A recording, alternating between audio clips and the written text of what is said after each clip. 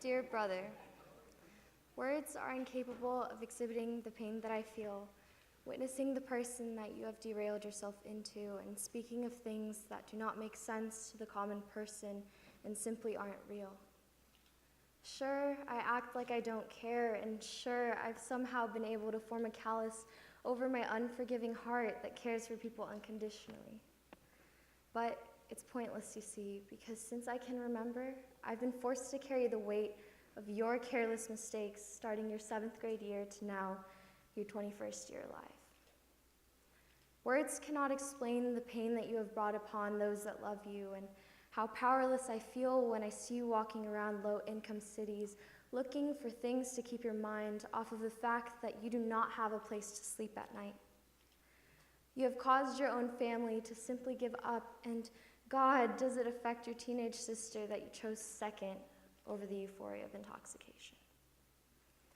I have attempted to see your point of view countless amounts of times, and maybe I'm just as in denial of your drug-induced schizophrenia as you are. Sometimes I picture what you'd be like if you hung out with another crowd in middle school, or maybe you'd be in college right now, or grow up to be an amazing man just like our other brothers. Sometimes I think how different things would be.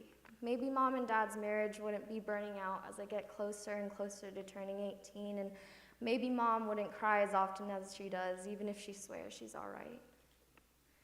I know she wonders where she went wrong and why you are so extremely different than the rest of her children. Maybe I wouldn't overthink everything in my life, and maybe I would live in peace, and maybe it would be easier for me to love without the fear of losing.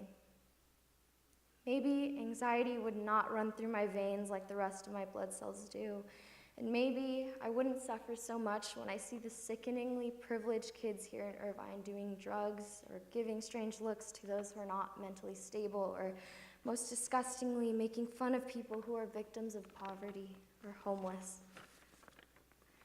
It makes me laugh when people find themselves so impressed with the maturity that I have developed at such a young age, or they find themselves in love with the happiness that I have come across to have. I am not unhappy. I am so thankful for the things that are right in my life. However, after being drained of any sort of a non-problematic childhood, I find it hard to live a life where I am 110% happy. Unfortunately, I do not believe I will ever reach that goal. I will never smile without the slightest bit of worry in my heart. It's kind of like that feeling you get when you forget to turn in an essay or almost trip and fall, and yet I wouldn't wish it on my worst enemy. I pray that a miracle will occur somehow, and maybe the chemical imbalances in your mind will level out, or maybe you will simply realize that you're not invincible and that you need medical attention. Your mind is a prison, and sadly, we have come to terms with the fact that you are the only one who has the capability of freeing yourself. Please realize that those street vendors who feed into your addiction are not interested in your well-being, however the profit they are making from your own downfall. Somewhere in me, I know that you are gone, and it will be an everlasting heartbreak. I know the situation is hopeless, and our beautiful mother, the strongest woman I know, will deal with a hole in her heart for the rest of her life. I do not know how I will explain this to my children in the future, or how it will impact me as a mother. These are things that cannot be answered until those days do come, meaning that it is an issue that I will be chained to until the day that I die. I just hope that what they say is true.